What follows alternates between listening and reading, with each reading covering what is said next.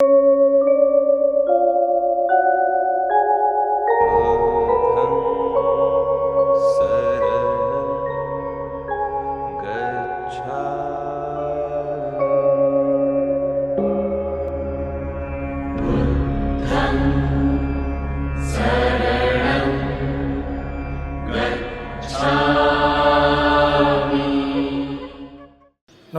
Rajya Sabha TV के खास कार्यक्रम स्पेशल रिपोर्ट में आपका स्वागत है।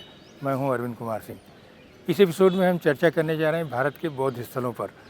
वैसे तो दुनिया के तमाम हिस्सों में बौद्ध स्थल हैं, लेकिन 4 ऐसे प्रमुख स्थल हैं जिनको बौद्ध धर्म के अनुयायियों की निगाह में सबसे पवित्र माना जाता है। राज्यसभा टीवी की टीम ने इन जगहों पर जा कर के जाँच करने की कोशिश की और समझने की कोशिश की कि यहाँ का आधारभूत ढांचा कैसा है और किस तरह की सुविधाएँ हैं, क्यों यहाँ इतनी बड़ी संख्या में बौद्ध यात्री आते रहते हैं।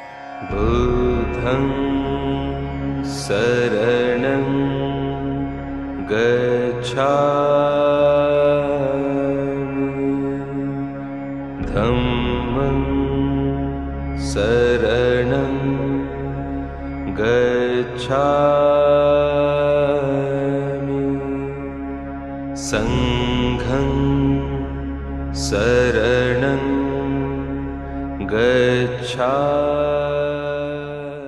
ये है विश्व विख्यात बौद्ध तीर्थ स्थल लुम्बिनी। नेपाल की सरजमीन पर स्थित लुम्बिनी के जंगलों में ही भगवान बुद्ध 566 ईसा पूर्व के करीब जन्मे।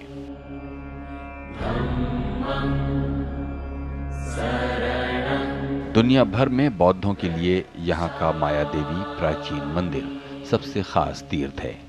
ये यूनेस्को की विश्व धरोहर होने के नाते आम पर्यटकों के लिए भी खास है।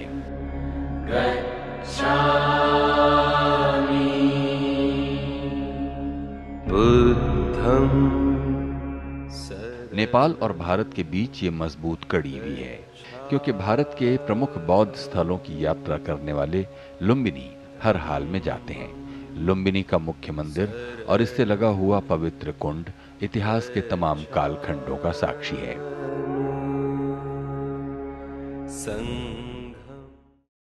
बौद्ध श्रद्धालुओं और पर्यटकों के लिए लुम्बिनी सबसे खास है, क्योंकि यहाँ भगवान बुद्ध का जन्म हुआ था।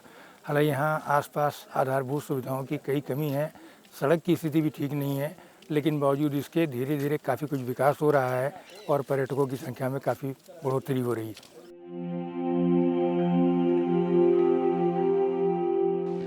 कभी घने जंगलों के लिए मशहूर रहे लुम्बिनी ने इतिहास की कई करवटें देखी हैं। इसी इलाके में कपिलवस्तु की रानी महामाया के कोख से राजकुमार सिद्धार्थ जन्मे।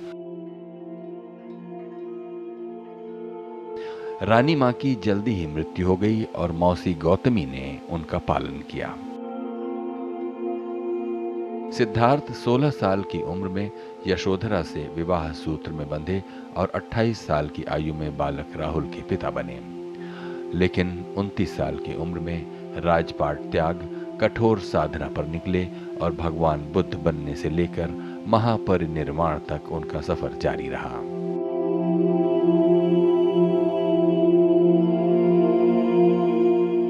लुम्बिनी भगवान बुद्ध के जीवन काल में ही विख्यात हो गया था। बाद में लंबे काल खंड तक ये अंधेरे में डूबा रहा। 2 सदी बाद सम्राट अशोक यहाँ आए तो लुम्बिनी में स्तंभ स्थापित करने के साथ स्तूप और विहार बना। बहुत कुछ बदलाव हुआ, लेकिन फिर से ये बियाबान जंगल में बदल गया। धीरे धीरे यहाँ की परतें हटी। 1967 में संयुक्त राष्ट्र महासचिव यूथांट नेपाल आए तो लुम्बिनी की किस्मत फिर चमकी। वो स्वयं बौद्ध थे और लुम्बिनी जाकर उन्होंने विश्व शांति केंद्र स्थापित करने की पहल की। दुनिया भर में बौद्धों की मदद से महामाया मंदिर का जीर्णोद्धार हुआ और अशोक स्तंभ फिर से स्थापित हुआ। मंदिर और आसपास के परिसर को नया जीवन मिला। आज यहाँ अनेक देशों के बौद्ध विहार बने हैं और दुनिया भर के बौद्ध धर्मावलंबियों की भारी भीड़ जुटती है। बुद्ध तो ऐसे थे कि उन्होंने ईश्वर की अस्तित्व के उन्होंने एक्सेप्ट नहीं किया। वो जो जाति प्रथा जो थी उस वक्त की, उन्होंने उसका विरोधी किया। मूर्ति पूजा को बुद्ध ने कभी प्राश्रय नहीं दिया, ये सब बेकार है। इतना ही नहीं कि बुद्ध ने ये भी कहा कि जो हेरसे है उसको तुम पूरा विश्वास मत करो, पहले उसको छुओ, अनुभव करो, जीवन में प्रयोग करो, तभी उसको एक्सेप्ट करो।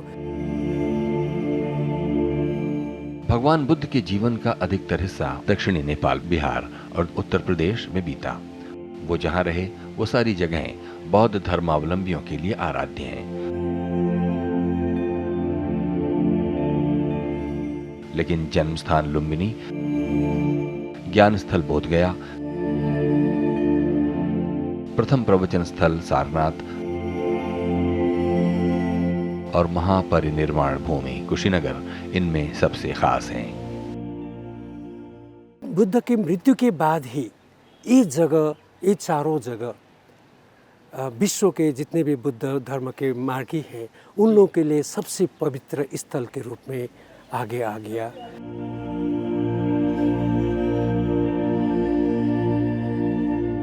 भगवान बुद्ध से जुड़े सबसे अहम स्थल लुम्बिनी, जहां भगवान बुद्ध पैदा हुए, बोधगया ज्ञान हासिल किया, सारनाथ पहला धर्मोपदेश दिया, नालंदा और राजगीर में रहे और उपदेश दिया, श्रावस्ती 24 वर्षा काल बिताया, कौशाम्बी यात्रा के दौरान ठहरकर धर्मोपदेश दिया, वैशाली आखिरी धर्मोपदेश दिया, कुशीनगर महापरिनिर्वाण स्थली। एक भिक्षु ने बोला कि आप तो इस सब चीज़ में नहीं मानते हैं, आपकी मृत्यु के बाद आप इस दुनिया में थे करके हम लोग कैसे समझे? तो बुद्ध ने बोला कि मृत्यु संज्ञा से बोले, अगर तुम लोग मेरा एग्जिस्टेंस, मेरा अस्तित्व इस पृथ्वी में था करके समझना चाहते हो तो तुम लोग सबसे पहले लुम्बिनी जाओ जहाँ मैं पैदा हुआ, उसके बाद बोधगया जाओ जहाँ मैंने बुद्धत्व प्राप्त की, तुम लोग सारनाथ जाओ जहाँ मैंने पहली बार धर्म देशना की, उसके बाद तुम लोग इस जगह आओ जहाँ मैं देह त्याग कर रहा हूँ। ये जो 4 जगह है, बुद्ध बोलते हैं कि ये संवेदनीय जगह है। इस जगह तुम लोग को एक अनित्य का बोध होने वाला जगह है। भगवान बुद्ध के विचारों ने भारत के दार्शनिक, आध्यात्मिक और सामाजिक जीवन पर गहरा असर डाला। बहुसंख्यक हिंदू आबादी वाले भारत में बौद्ध एक छोटा हिस्सा होने के बावजूद विशिष्ट अहमियत रखते हैं। उनसे जुड़ी तमाम धरोहरें भारत के गौरवशाली इतिहास की साक्षी हैं। वास्तुकला के लिहाज से उस दौर के तमाम बेहतरीन नमूने बौद्ध स्थलों में मौजूद हैं। भारत में विस्तार के बाद बौद्ध धर्म चीन, Japan, Tibet, Cambodia, Sri Lanka, Thailand, Korea, Bhutan, Indonesia, Laos, Mongolia, Myanmar, Nepal, Singapore, Taiwan और वियतनाम में फैला। लेकिन दुनिया भर में 450 मिलियन बौद्धों के लिए भारत सबसे खास है। जीवन में कम से कम एक बार वो भारत आकर प्रमुख बौद्ध स्थलों को देखने की अभिलाषा रखते हैं।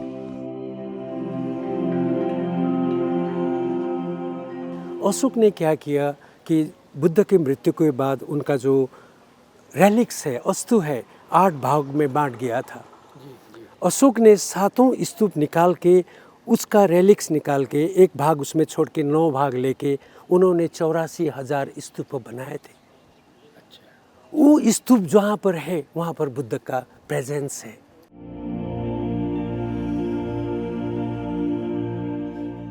बुद्ध जयंती या बुद्ध पूर्णिमा दुनिया भर में मनाई जाती है।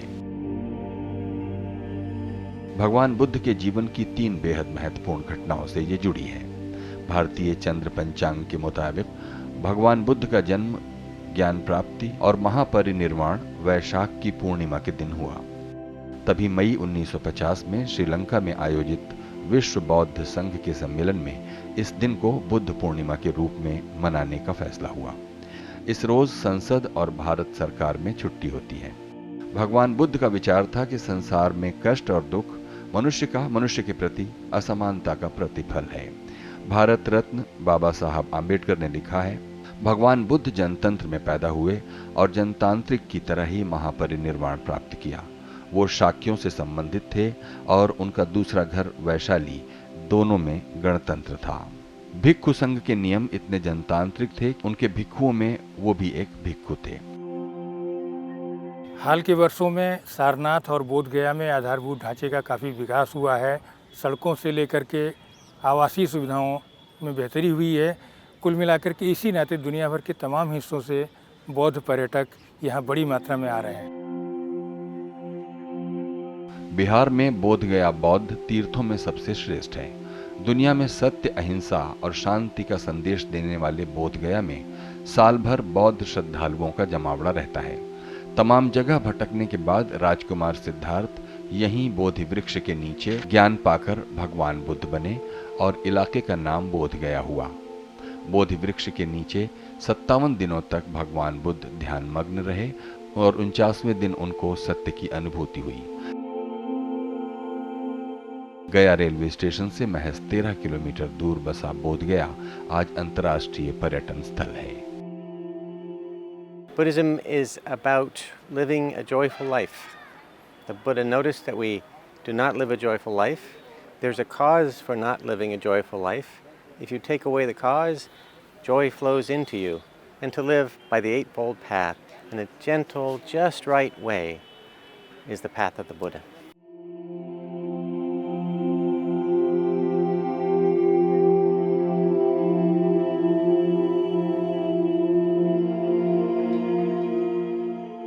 बोधगया मंदिर को बिहार की पहली विश्व धरोहर होने का गौरव है। यहाँ गौतम बुद्ध के पदचापों के साथ तमाम यादें जुड़ी हैं। ये गुप्त काल की अनुपम कृति और शिल्पकला का अनूठा नमूना है। चीनी यात्री फाहियान और वेनसांग ने अपनी यात्रा में यहाँ का विवरण लिखा है। लेकिन करीब 600 वर्षों तक ये स्थान गुमनामी में डूबा रहा। 1811 में हैमिल्टन के सर्वेक्षण के बाद इसे नया जीवन मिला। बर्मा नरेश के आग्रह पर यहाँ कुछ निर्माण हुए। चाइना से बहुत सारे चाइनीज पिलग्रिम आते हैं।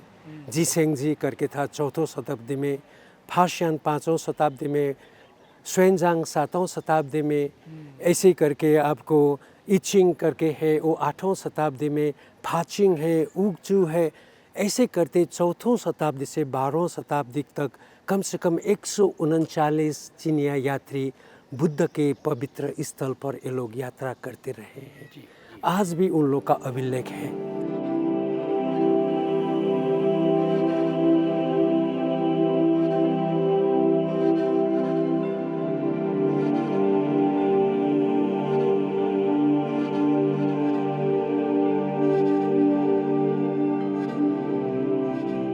बोध गया के विकास का नया दौर आजादी के बाद आरंभ हुआ।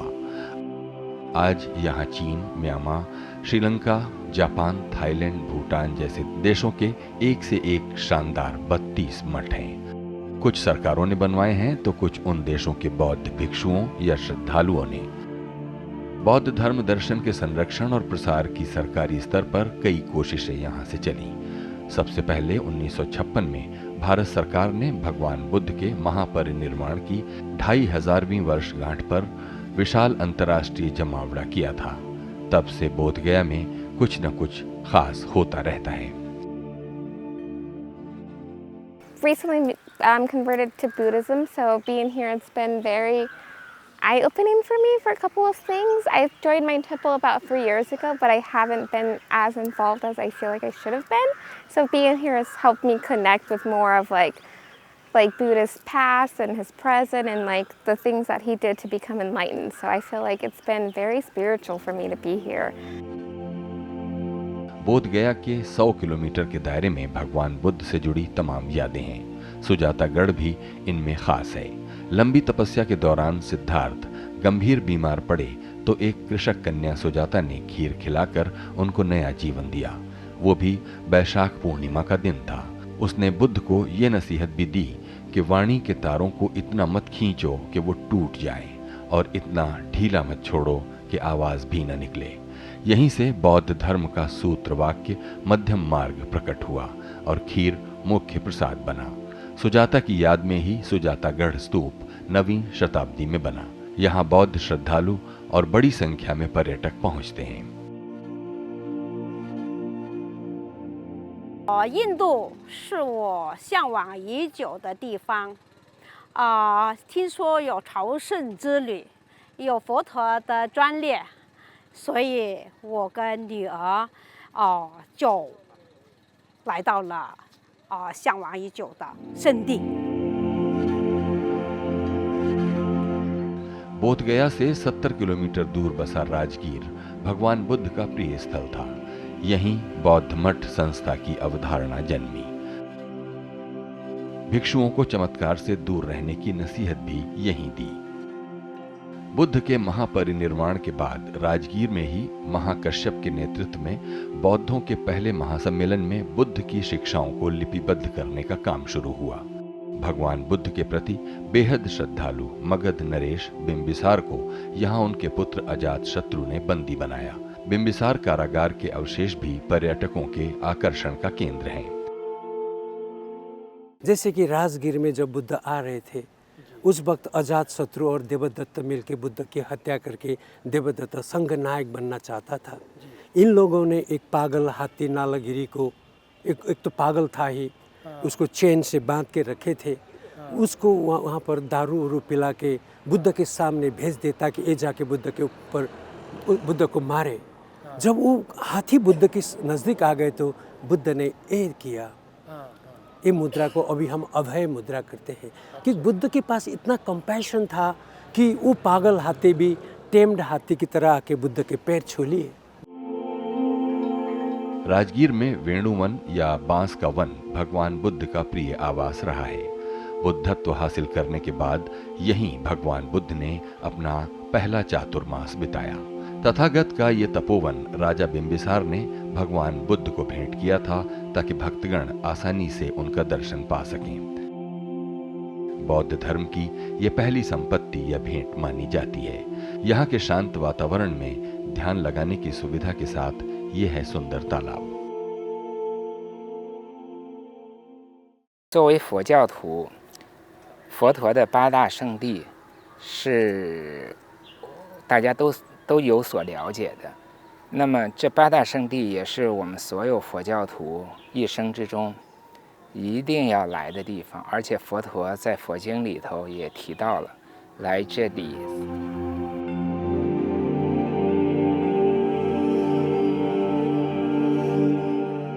बिहार के अंचल की शानदार धरोहर नालंदा महाविहार या नालंदा विश्वविद्यालय है। यूनेस्को ने इसे 2014 में विश्व विरासत स्थल घोषित किया।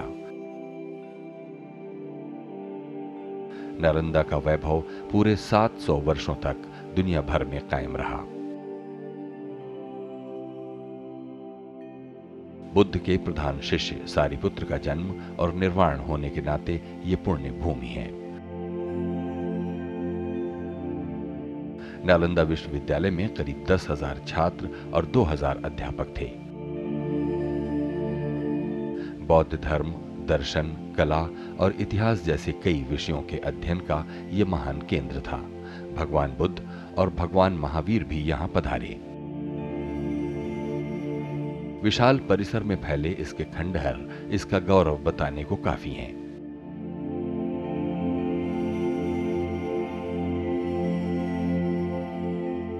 पुण्य बौद्ध स्थलों में शुमार नालंदा विश्वविद्यालय में प्रवेश पाना बहुत कठिन था, लेकिन जो छात्र बन जाता था उसे भोजन, वस्त्र, आवास, पुस्तकें सभी निःशुल्क मिलती थी। वेनसांग ने लिखा कि जो भोजन किसी राजा को मिलता है वो हमें मिलता है। इसके 3 विशाल पुस्तकालयों में दुर्लभ पांडुलिपियों ने दुनिया भर को ज्ञान दिया। भारतीय न्याय शास्त्र और प्रमाण शास्त्र नालंदा की विशिष्ट देन है। नालंदा को नया जीवन देने की कोशिशें कई बार हुईं। अब नालंदा विश्वविद्यालय भारत सरकार और वैश्विक प्रयासों से एक नया रूप ले रहा है।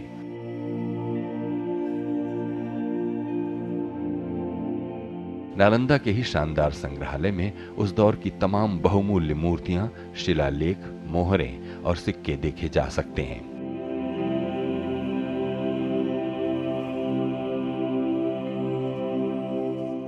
तीन लोक से न्यारी कही जाने वाली वाराणसी की दुनिया में अलग पहचान है, लेकिन बौद्ध श्रद्धालुओं और दूसरे पर्यटकों के लिए यहाँ सारनाथ बेहद खास है। भगवान बुद्ध ने यहीं अपना पहला धर्मोपदेश दिया। जिसे धम्म चक्र प्रवर्तन कहते हैं। यही बौद्ध संघ की स्थापना हुई। सारनाथ में ही भारत के गर्व का प्रतीक अशोक स्तंभ है, जिससे भारत का राज चिन्ह निकला है। चौखंडी स्तूप, मूल ग्रंथकुटी और सारनाथ मठ भी बेहद खास हैं। सम्राट अशोक जैसे ये सब जगह पर वो धर्म यात्रा की उन्होंने, वहाँ पर उन्होंने स्तंभ गाड़ा, स्तंभ में उन्होंने अपना इंस्क्रिप्शन अभिलेख छोड़ा है, शिलालेख छोड़े हैं। 2500 साल से भी पहले सारनाथ में 5 शिष्यों को उपदेश देने के साथ बौद्ध धर्म की जो कहानी शुरू हुई थी वो दुनिया भर में फैली। सारनाथ की प्राचीनता जानने को कई दौर में खुदाइयां हुई और तमाम प्राचीन विहार, स्तूप और मंदिर प्रकाश में आए। तमाम पुरावशेष भारतीय पुरातत्व सर्वेक्षण के संग्रहालय में देखे जा सकते हैं। 1910 में स्थापित ये देश के पुराने संग्रहालयों में एक है। सारनाथ में इस नाते काफी तीर्थयात्री, पुराविद, इतिहासकार और कला प्रेमी आते हैं। I feel that the Buddha has shown us a path to personal liberation. And there is only one Buddha, but there are so many Buddhist schools and sects. And they all have a slightly different approach, but the final goal is the same. Uttar Pradesh में भारत नेपाल सीमा के करीब बसा श्रावस्ती बौद्ध स्थलों में खास है। भगवान बुद्ध ने यहाँ 24 वर्षा काल बिताए। प्राचीन स्तूप, भव्य मठ के साथ सहेत और महेत गांव के निकट अनेक मंदिर हैं। श्रावस्ती में ही सुदत्त अनाथ पिंडक ने जेतवन में भगवान बुद्ध के लिए विहार स्थापित किया। इसमें 2 भाग काम करते हैं, एक तो गार्डन का है और दूसरा बिल्डिंग का है। भगवान के समय में इसका एरिया 65 एकड़ का था, लेकिन वर्तमान समय में इसका एरिया केवल 18 एकड़ रह गया है। यहीं दुर्दांत डाकू अंगुलिमाल ने हथियार छोड़कर बौद्ध धर्म अपनाया। बौद्ध धर्म की प्रमुख भिक्षुणियों में एक विशाखा और सुमन यहीं की निवासिनी थी। लेकिन बाकी बौद्ध स्थलों की तरह ये भी कई शताब्दियों तक अंधेरे में डूबा रहा। श्रावस्ती का गौरव अलेक्जेंडर कनिंघम के द्वारा 1863 में प्रकाश में आया। श्रावस्ती जहाँ पर बुद्ध के टाइम में बहुत सारे और फिलॉसफी था, दर्शन था, उन लोगों ने बुद्ध के ऊपर चैलेंज किए थे। बुद्ध ने कुछ नहीं किया, उन लोग चैलेंज को एक्सेप्ट किए। उन्होंने अपना सहर स्वरूप दिखाया। यही कहा, तुम इधर देखो, देखते हैं बुद्ध वहीं है, ऊपर देखो बुद्ध वहीं है, बाएं देखो बुद्ध वहीं, चारों तरफ। ये एक मिराकल था। कुशीनगर भगवान बुद्ध की महापरिनिर्वाण भूमि है। यहीं 543 ईसा पूर्व में 80 साल की उम्र में वैशाख पूर्णिमा के दिन भगवान बुद्ध ने महापरिनिर्वाण प्राप्त किया। इसके बगल में एक नदी बहती थी, हिरण्यवती नदी। वहाँ से बुद्ध यहाँ आके वो नदी में नहाने के बाद नदी की बगल में ही एक बहुत बड़ा विशाल जंगल था ये। तो बुद्ध ने आनंद को बोला कि आनंद, शायद मेरा अंतिम समय आ गया है, मैं आगे नहीं चल पाऊँगा, मेरे लिए एक छोटा सा बिस्तर बना दो। आनंद ने 2 बुद्ध का निकाला, अपना 2 निकाला, 2 साल पेड़ के बीच में उस बिस्तरा को बना दिया। बुद्ध वहीं पर, जैसे आप देख रहे हैं भीतर का जो मूर्ति, वही जगह है। बुद्ध अपने हाथ को ऐसे रख के वहीं पर उनका महापरिनिर्वाण हुआ था। तो बाद में ये जगह तो बुद्ध के मृत्यु के बाद ये तो एक श्रद्धा की जगह हो गई। ये आज अंतर्राष्ट्रीय श्रद्धा केंद्र है। भले ही महात्मा बुद्ध से संबंधित है, लेकिन हिंदू बहुल आबादी भी इसके प्रति समान श्रद्धा भाव रखती है। 1876 में पुरातत्वविद कनिंघम ने कुशीनगर की खुदाई में 6ठी शताब्दी की बनी भगवान बुद्ध की लेटी प्रतिमा हासिल की। महापरिनिर्वाण मंदिर 1903 में एक बर्मी बौद्ध भिक्षु ने बनवाया। धीरे धीरे ये इलाका आबाद होने लगा। आज कुशीनगर में कई बौद्ध देशों ने आधुनिक स्तूपों और मठों का निर्माण कराया।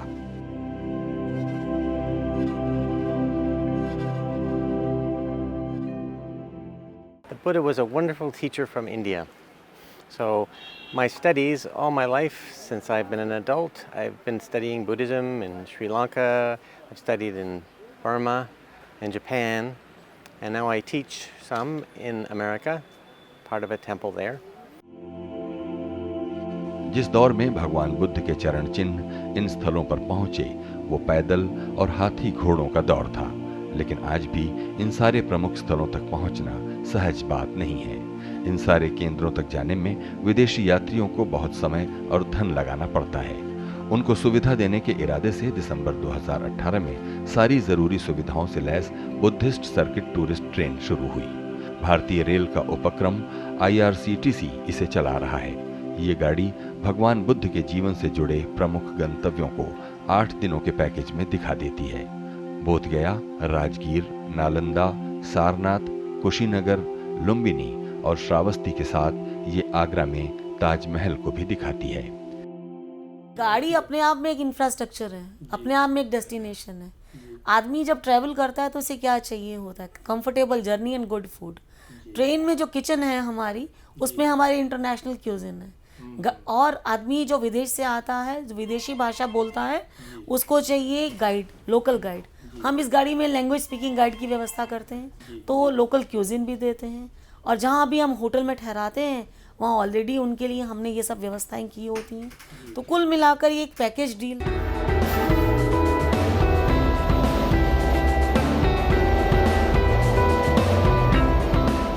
लग्जरी होटल जैसी इस ट्रेन में डिजिटल लॉकर से लेकर बेहतरीन AC डाइनिंग कार और अंतर्राष्ट्रीय स्तर की सारी सुविधाएं मौजूद हैं।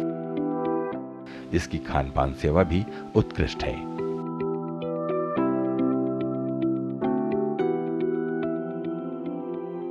बौद्ध स्थलों को सरकार नया रूप देने की कोशिश में लगी है।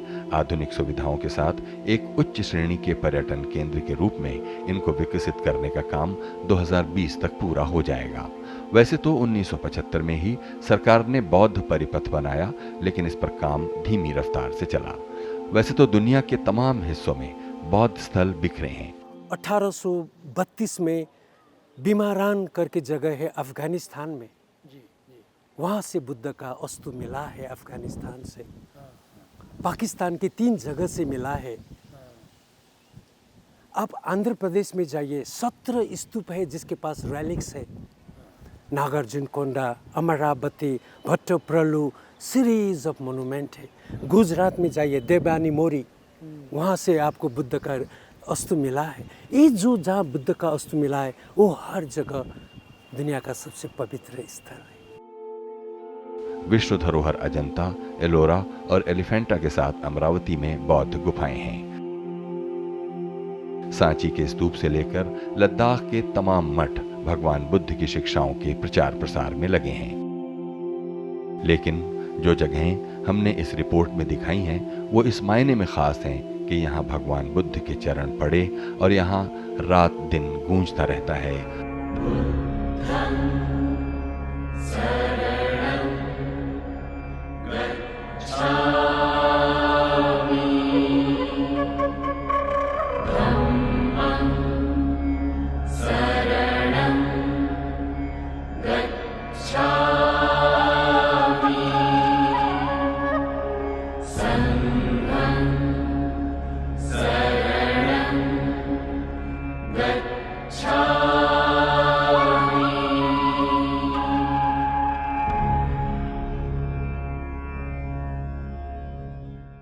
तो कुल मिलाकर के यही माना जा सकता है कि भारत के पर्यटन मानचित्र पर बौद्ध सर्किट एक नए सिरे से उभर रहा है और यहाँ प्रमुख बौद्ध स्थलों पर आधारभूत सुविधाओं के विकास और तमाम मामलों में सुरक्षा से लेकर संरक्षा तक के मामलों में एक नई पहल से एक नई उम्मीद जगी है।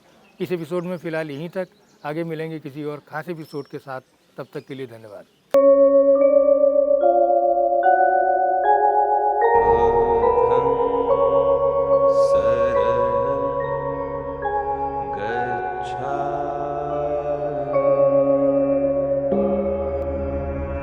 Buddham